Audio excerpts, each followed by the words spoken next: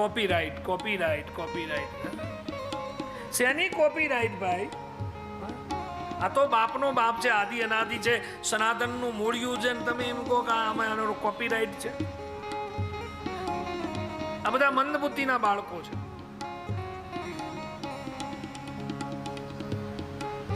ઘરમાં 4 છોકરા હોય ને એક છોકરો એમ કે આ બાપ મારો છે, એમ થોડું ચાલે. સનાતનનો બાપ છે આ તો. શેની કોપીરાઇટ? આ કોપીઓમાં તો તમે સનાતનને ધક્કો પહોંચાડી રહ્યા છો. અમારા હનુમાન હવે શેના તમારા હનુમાન? ક્યાં સુધી આવી ચતુરાઈ કરશો? તમને ખબર નથી, તમે જેટલી ચતુરાઈ કરશો ને એટલી ગદાઓ વધારે પડશે. યાદ રાખજો, એટલી ગદાઓ તમારા મસ્તક ઉપર પડશે. કોપીરાઇટ વિશ્વેશ બાબુ, કોપીરાઇટ શેનો કોપીરાઇટ ભાઈ? હવે અમે તો નહીં, તમારાથી થાક્યા છે. હવે બંધ કરો તો સારું છે બાપા. અમને તો કાંઈ ફેર પડતો નથી. હવે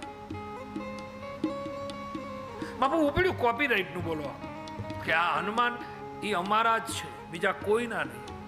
શરમ આવી જોઈએ, લજ્જા શરમ આવી.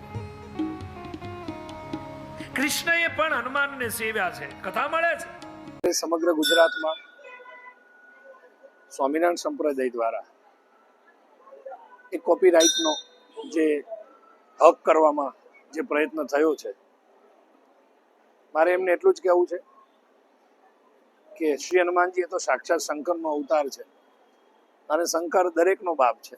એમાં કોઈના કોપીરાઇટ હોય નહીં. દેવો માટે, ધર્મ માટે ક્યારેય કોપીરાઇટ હોય નહીં. હા, તમે જેને પૂજતા હોય, તમે જેને માનતા હોય એનો કોપીરાઇટ પહેલા તમે લઈ લો, પછી હનુમાનજીનો કોપીરાઇટ લેવાનો આગ્રહ રાખો. તમે તમારો પહેલા કોપીરાઇટ લો તોય ઘણું છે. એટલે તમે ગુજરાતમાં કોપીરાઇટની વાત કરો છો, વિશ્વમાં દાદો બધે બેઠો છે. ક્યારેક ચિત્રકૂટ, અયોધ્યા કે યુપીમાં જાઓ ત્યારે ખબર પડે કે હનુમાનજી મહારાજનું શું ચરિત્ર છે અને લોકો કેવી રીતે હનુમાનજીને પૂજે છે. એટલે તમે તમારા પૂરતું રાખો તો એ સારું છે.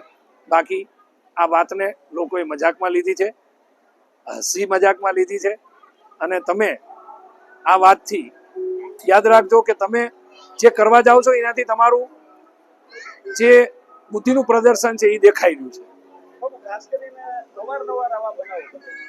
એટલે ક્યારે બનાવ બને પ્રભુ? જેનું કોઈ મૂળ નથી, જેનું કોઈ અસ્તિત્વ નથી, જેનું કોઈ કઈ છે નહીં, એમને કંઈક સાબિત કરવું છે. એક વસ્તુ યાદ રાખજો કે ગિરનારને ગિરનાર કહેવાની જરૂર જ ના પડે. ગિરનાર જ છે. હરિદ્વારમાં ગંગા વહે તો એને ગંગા કહેવાની જરૂર ના પડે. એમ બદ્રીનાથ જ છે, તિરુપતિ છે, ચાર ધામ છે. એને આપણે કોઈને કહેવું નથી પડતું તમે યાત્રાએ જાઓ. એમ તમારે શું સાબિત કરવું છે? કારણ કે તમે ખોટું લઈને બેઠા એટલે તમે સાચું સાબિત કરવું પડે.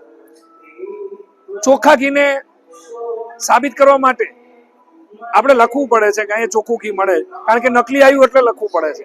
એટલે આ બધી વાત એ છે. એટલે આમાં હવે લોકો જાણી ગયા છે. કોઈ પણ એમની વાત આવે તો લોકો કોઈ ધ્યાન દેતું નથી. બીજું, મને ખબર છે 99% લોકો હવે આને હાસ્યમાં લે છે. એક હાસ્યનું એક સ્વરૂપ થઈ ગયું કે 15 દિવસે આપણે જયારે આમ એમ કહેવાય કે થોડા દુઃખી થઈ ગયા અને આવો કોઈ મુદ્દો આવે એટલે આપણે સ્ફૂર્તિમાં આવી જઈએ અને હાસ્યમાં આવી જઈએ. એટલે બધાને ભગવાન સદબુદ્ધિ આપે. બાકી સનાતનનો વાળ વાંકો નથી થવાનો. સનાતન છે અને સર્વનો બાપ છે. જય સિયારામ.